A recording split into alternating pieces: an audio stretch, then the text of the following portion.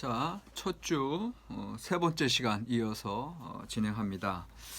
어, 예, 방금 전까지 이제 다니엘서의 이제 형성, 어떤 전승의 총합으로서의 형성 과정, 그 다음에 또 그 당시에 어떤 반인간부적인 신앙들에 대한 대안을 찾고 새로운 신앙들 찾는 과정에서 여러 가지 이제 네 가지 흐름들도 있었다는 거. 그것들이 다 이제 다니엘서의 형성 배경이 되겠죠.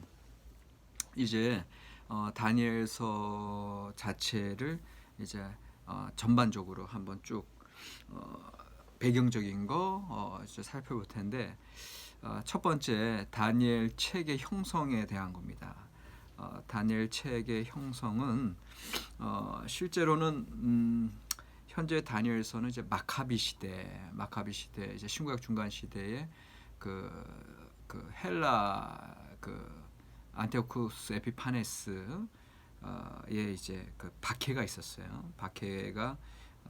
박해로부터 이제 벗어나기 위해서, 그러니까 유대인 종교 박해가 일어났었죠. 그것을 벗어나기 위한 종교 투쟁, 독립운동이 있었어요. 유대인들의 독립운동이 이제 마카비 항쟁인데, 그 마카비 시대가 이제 167부터 164년에 펼쳐집니다.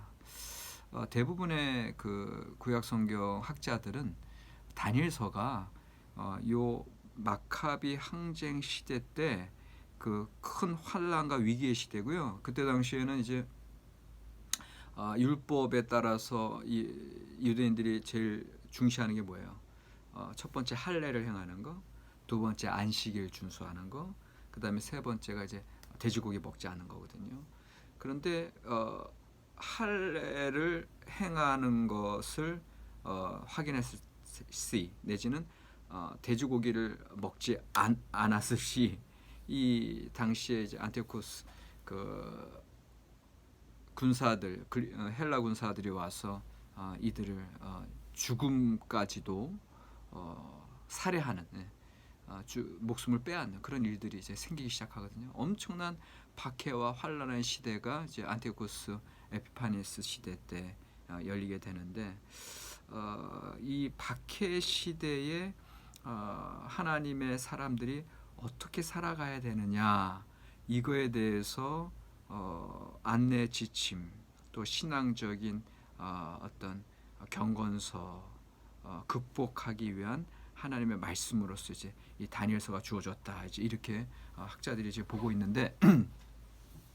여기에 대해서 이제 우리 뭐 기존의 이제 목사님들, 또 이제 보수적인 교단에 이제 신학하시는 분들은 이제 그렇게는 이제 안 보고, 바벨론 시대에 이제 다니엘서가 그렇게 써졌는데 그렇게 바라봐야지, 이게 어떻게 500년대에 써진 것을 왜 160년경으로 그렇게 늦게 잡느냐, 이렇게들 많이들 얘기하세요. 근데 여러분들, 다니엘서가 두 가지 언어로 써진 거 아십니까? 히브리어와 아람어로 써졌어요. 여러분들, 그리고 아람어는 언제 언어예요? 그 우리 히브리어 이제 구약 성경도 보면 아람어화된 내용들이 이제 나오게 되는데, 그런 내용들이 나오는 문서들은 다 페르시아 시대 때 이후, 페르시아 시대, 또 신구약 중간 시대의 초기, 그 시대예요. 그러니까는 이제 구체적으로 볼게요. 히브리어로 써진 부분, 다니엘서 히브리어 써진 부분은 1장 1절에서 2장 4절 전반절까지예요. 히브리어 1장 1절부터 2장 4절 전반절까지 써졌어요. 그 히브리어가. 그리고 나서 2장 4절 후반절부터가 아람어예요. 2장 4절 후반절부터 7장 28절까지가 아람어고, 그리고 나서 다시 8장부터 12장까지 다시 히브리어예요. 그러니까는 다니엘서 자체가 히브리어로 시작했다가 중간에 아람어가 쫙 2장 4절부터 7장까지 진행하다가 다시 히브리어 8장부터 12장으로 그렇게 끝나요. 그 소리는 그만큼 이 다니엘 책이 써진 시기 자체가 그렇게 뒤늦은 시기인 것을 이제 문학 자체가 우리에게 이제 얘기하고 있고요. 그 다음에 그 다니엘서 자체가 여러분들 그 구약 성경에 보면은 익명성이라고 있죠. 익명성. 그러니까는 오늘날처럼 이제 묵시문학의 견 폴 헨슨이 있었으니까 자기 이름 딱 들어가고 말이야. 예. 또 묵시문학가 종말론 그래서 이제 왕대 일지음 딱 자기 이름 자기가 썼으니까 자기 이름 들어가죠. 근데 이런 식으로 구약 성경을 생각하시면 안 된다는 거죠. 사무엘상하 사무엘 이름 들어갔으니까 사무엘이 썼구나. 그게 아니라는 거죠. 욥기 욥 이름이 들어갔으니까 욥이 썼구나. 이제 그게 아니라는 거죠. 이 고대 시대의 문학적인 관습은 오늘 우리 시대의 문학적인 관습이랑 달라요. 그러니까 오늘날은 우리 이름 쓰겠지만 제가 제 안군조 하면은 히브리 지혜전승의 변천과 기독교의 제 안군조 이름이 들어가지만 그러나 과거의 고대 시대 때는 자기가 글 써놓고도 그 글이 율법과 관련되면 당시의 율법의 최고 위인 바로 모세죠. 그러니까 모세 이름이 들어가는 거예요. 그 다음에 지혜에 대해서 이제 쭉 잠언서를 써요. 그러면 그 잠언서 이제 잠언 지금의 1장부터 31장 전체를 얘기하는 게 아니라 뭐 단편을 썼다고 하더라도 잠언 쓰는고서는 그게 자기 이름이 아니라 지혜 왕은 누구지? 솔로몬 이름이 들어가는 거예요. 그게 이제 고대 시대의 이제 문학적인 관습인데 다니엘서도 마찬가지인 거예요. 다니엘서도 다니엘이 이제 바벨론 시대 때 본인이 써서 다니엘 이름을 붙인 게 아니라 그 다니엘은요, 여러분들 보세요. 예언자 에스겔에 의해서 이미 다니엘은 3번이나 언급돼요. 14장 14절, 20절, 또 28장 3절에 보면은 다니엘은 그 의로운 인물 리스트에 딱 나오면서 누구와 더불어 나와요? 노아와 욥과 더불어 나와요. 그러니까는 이미 전통적으로 다니엘이라고 하는 인물은 이미 알려져 있어요. 노아와 욥과 같이. 그 다음에 우가릿 문헌에 보면 우가릿 문헌은 뭐예요? 가나안 문학이고요. 가나안 문학은 뭐예요? 이스라엘이 가나안 땅의 후발주자예요. 늦게 들어가서 누구의 영향을 많이 받아요? 가나안 문화의 영향을 많이 받고 또 문학에 있어서는 가나안의 문학인 우가릿 문헌의 영향을 많이 받아요. 근데 우가릿 문헌에 어떤 인물이 나타나냐면 다니엘이라는 인물이 나타나요. 그 다니엘이라는 인물은 의롭고 고귀한 가나안 왕이에요. 그래서 이 히브리어 다니엘과 우가릿 다니엘은 동일시 될 수 있어요. 그 어원적으로도 그렇고. 그래서 이 다니엘이라는 인물은 이미 고대 그 팔레스틴 지역, 그 고대 근동 지역에서 의로운 영웅의 대명사로 나오는 거예요.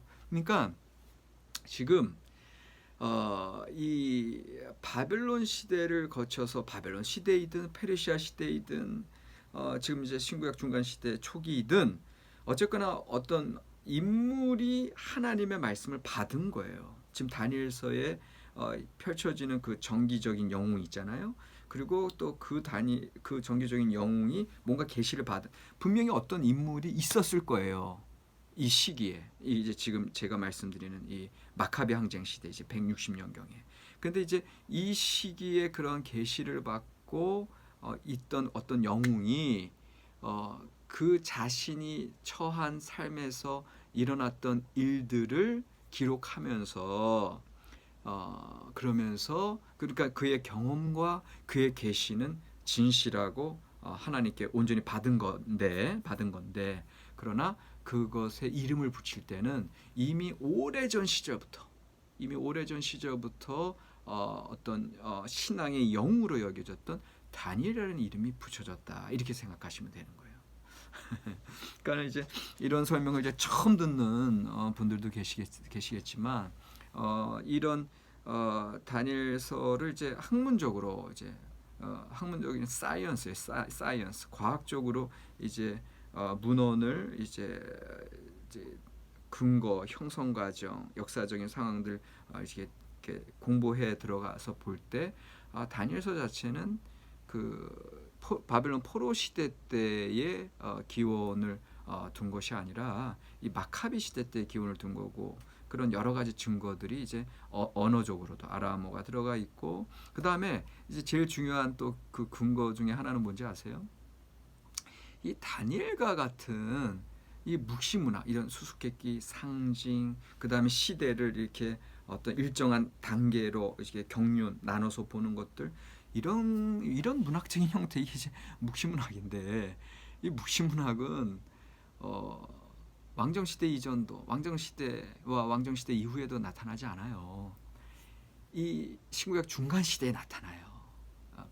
페르시아 시대 말기, 특별히 그 페르시아 시대에 이제 들어서는 그 이제 이원론이 이제 부각되거든요. 그러니까 이런 이원론적인 시각, 의인과 악인 분명히 나뉘잖아요.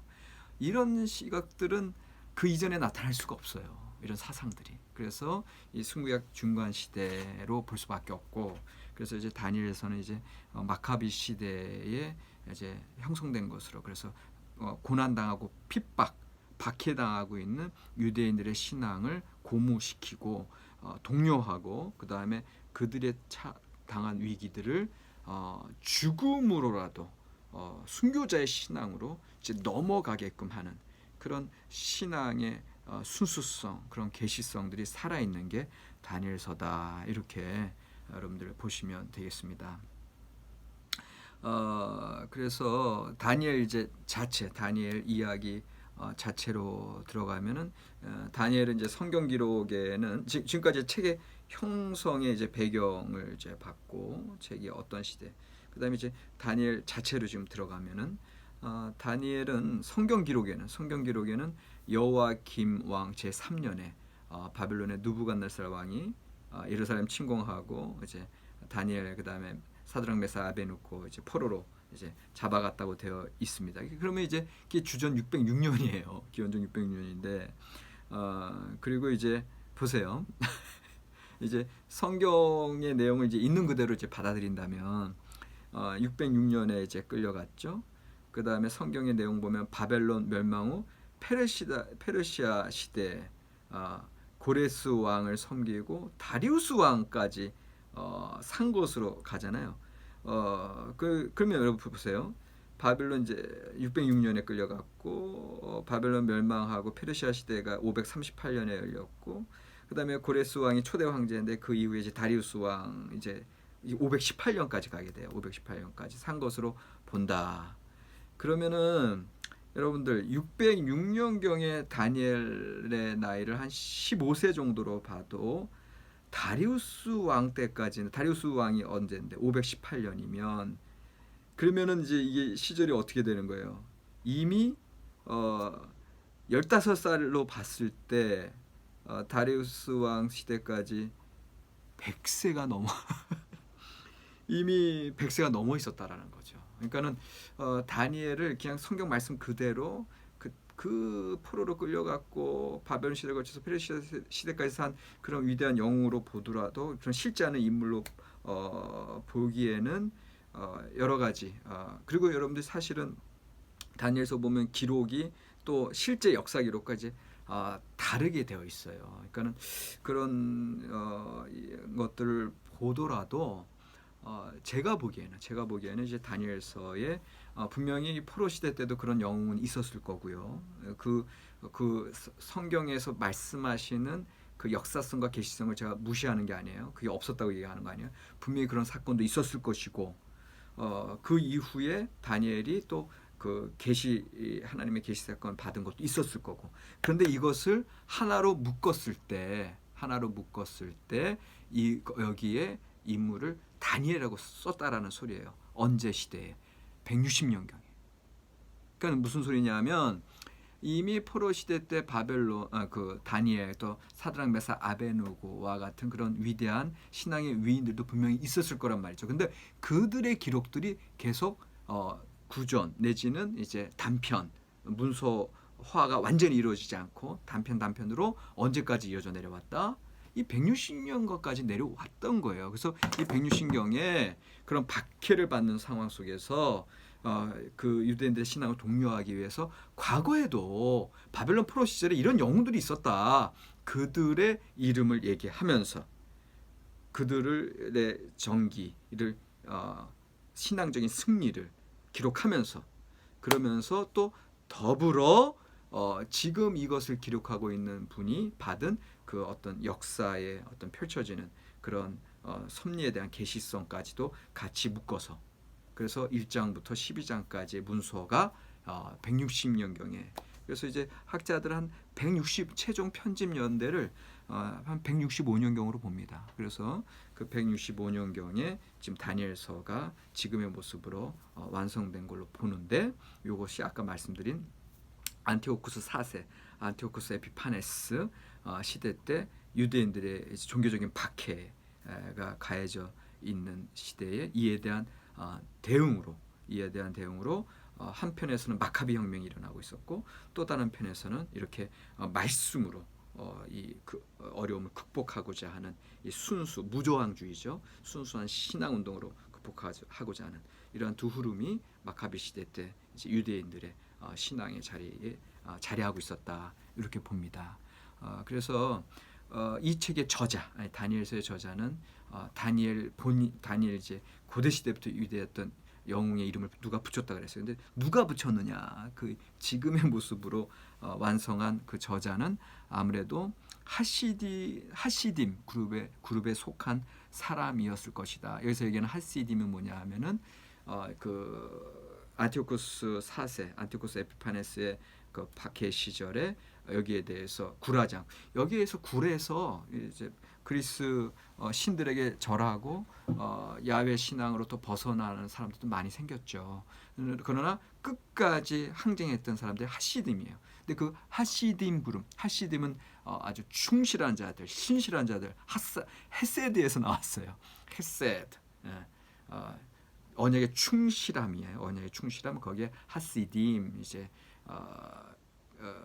헤세드의 하시딤에서 뒤에 복수가 붙고 이제 형용사가 복수명사화가 돼서 the faithful 신실한 자들, 충성된 자들이 된 거예요. 그 충성된 자들 가운데 마카비 투쟁으로 이제 실제로 전쟁을 하면서 저항주의죠. 저항하면서 이 그리스의 박해로 물리쳐야 된다라고 하는 그룹이 있었고 오히려 이제 하시딤의 핵심이죠. 이 하시딤의 핵심의 인물들은 아니다. 그렇게 싸우는 게 아니라 무조항주의.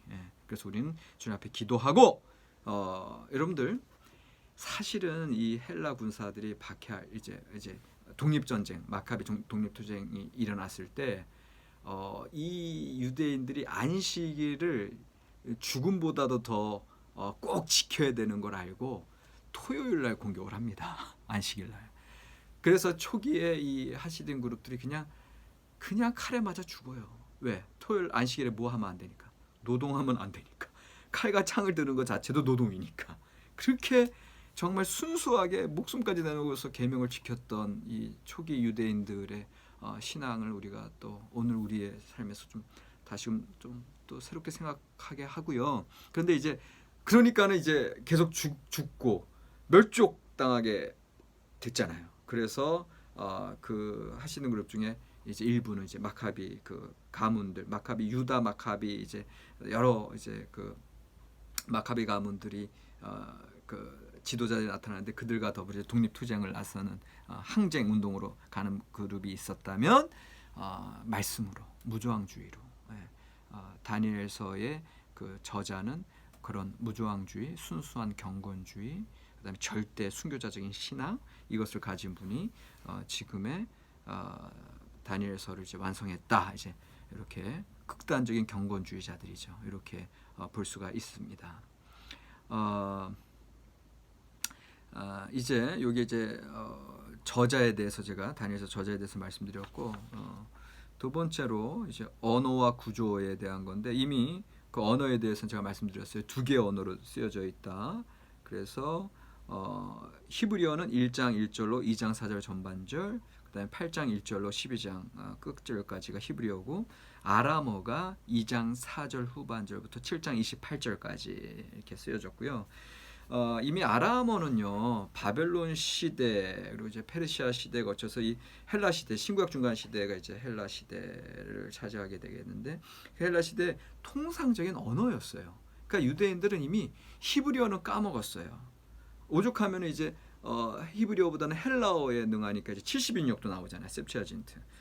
그만큼 이제 구약 성경 율법을 이제 헬라어로 이제 보게 되고, 예수님 시대 때도 사실 구약 성경은 헬라어로 된 그 셉치아진트예요. 70인역이에요. 그 정도로 이제 유대인들 신구약 중간 시대는 그 히브리어는 까먹었으나 그러나 그들의 구어체는 아람어인 거예요. 그래서 이 아람어가 이제 예수님 시대에도 구어체는 이제 아람어로 이제 내려오게 됩니다.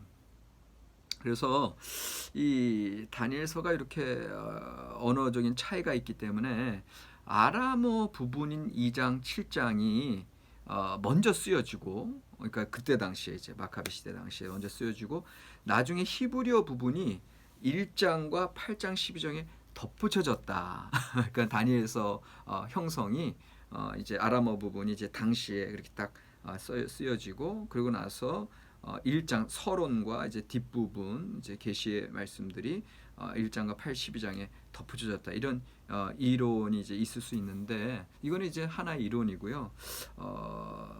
다니엘서의 구조 자체, 그런데 그게 이제 근거를 밝히고 이제 설명을 해야 되는데, 이제 학자들 간의 의견은 분분해요. 그래서 그거를 이제 확실한 결론으로 볼 수는 없고요. 다니엘 구조 자체가 히브리어, 아람어, 히브리어로 진행되기 때문에 사실은 이것이 지금의 모습으로 이제 형성되었을 때는 저는 이제 문학 비평을 하는 사람이니까 이제 문학적으로 도대체 이 다른 언어로 이렇게 붙여 놓았던 이유가 뭐겠느냐, 오히려 이런 쪽에 저는 이제 더 관심이 있는 거예요. 그래서 그게 다른 언어임에도 불구하고 더군다나 2장과 7장, 8장과 12장 이게 아니라 다시 1장은 또 히브리어로 들어갔다고 하는 것 자체가 여전히 이 다니엘서 최종 편집자에게 있어서는 이 다니엘서도 여전히 그 구약 성경의 이제 정경들, 이미 400년경의 완전한 계시로서, 이제 직접적인 계시로서 400년경 말라기 시대에 이제 끝났던, 이제 그게 이제 지금 160년경에 이제 이게 완성이 되지만 여전히 순수 히브리어로 쓰여졌던 그 경전에 이제 포함되기를 원했던 그런 편집자의 의도가 있는 게 아닌가, 이제 이렇게 보게 됩니다. 자, 구조 이제 내용들을 좀 보면은 1장에서 6장, 이제 크게는 이제 1장에서 6장, 7장에서 12장 이렇게 나뉘고, 그 다음에 또 다니엘 제2경전, 그러니까 우리 이제 공동 번역이나 이제 가톨릭 성경에서는 다니엘서가 또 13, 14장 더 붙어 있어요. 그건 제2 경전에서만 나오는 거고, 일단 1장에서 6장 그리고 7장에서 12장 보면 1장에서 6장은 여러분들 잘 아시는 이제 6개의 다니엘과 그의 친구들에 대한 얘기고, 제3자가 이렇게 나레이터가 돼가지고 쭉 산문체로 정기적으로 이제 설명하는 내용이죠. 그래서 1장은 다니엘과 세 친구들 그 느부갓네살 왕궁에서 일하게 되는 거 나오고, 2장은 유명하죠. 다니엘이 느부갓네살 왕의 신상 꿈을 해몽하는 장면 나오고요. 그다음에 3장이 사드락과 메삭과 아베누고가 그 불가마에서 살아나오는 장면. 또 4장은 다니엘이 느부갓네살 왕의 나무 꿈을 이제 해몽하는 장면이 이제 나오게 되고요. 5장이 다니엘이 벨살사 왕 때 벽에 쓰여진 글씨 우바르신, 데겔데겔 바우바르신이라는 글씨를 해독하는 장면. 그다음 6장이 다리우스 왕 때 사자굴에서 살아나오는 거. 어떻게 보면 1장에서 6장에서는 그 6장의 내용이 제일 유명하겠죠. 그리고 이제 7장에서 12장으로 가면은 다니엘이 본 4가지 환상으로 꾸며지는데, 여기는 1인칭이죠. 아까 1장부터 6장은 3인칭인데, 그래서 7장은 4마리 짐승과 인자에 대한 환상, 8장은 순양과 숫염소에 대한 환상, 그다음에 9장이 예언자 예레미야의 포로생활 70년에 대한 가브리엘 천사의 설명, 그리고 나서 10장에서 12장이 미래에 대한 설명이 나오는 게 10에서 12장이 되겠습니다. 그리고 이게 이제 또 나눠보면 10장은 다니엘과 천사의 대화, 11장은 고레스부터 안티오쿠스 4세 때까지의 역사, 그다음에 12장이 부활과 마지막 때에 대한 확신 이렇게 구성이 되고 있습니다. 그래서 오늘도 이제 첫 주 수업 이제 이 3강까지 이제 다 끝나면 이제 첫 주가 끝나는데 이제 과제를 드릴게요. 이제 과제는 제가 이 시간에 이제 직접적인 내용들 많이 설명했는데 특별히 그 다니엘의 저작 시대 배경 자체는 이제 마카비 시대다, 160년경이다 이렇게 말씀드렸는데 다니엘 다시 한번 여러분들이 그 다니엘이 바벨론 시대 500년경이 아니라 이제 160년경으로 이제 보는 거에 대한 그 근거들 제가 한 세 가지 설명했는데 이제 언어적인 거, 그다음에 또 그 묵시문학의 어떤 장르 자체에 대한 거, 그다음에 그 이제 또 하나가 하여튼 세 가지 설명을 해드렸는데 그걸 좀 정리해 주시고요. 여기에 대해서 이제 본인의 또 생각들, 그럼에도 불구하고 저는 여전히 뭐 500년으로 봅니다. 그 이유는 뭡니다. 뭐 이렇게라도 그런 이야기를 좀 써주시면 저도 도움이 될 것 같고 앞으로 또 우리 강의할 때 계속 토의할 수가 있을 것 같아요. 자, 3월 18일 수요일 오후 5시까지 과제 제출 부탁드립니다.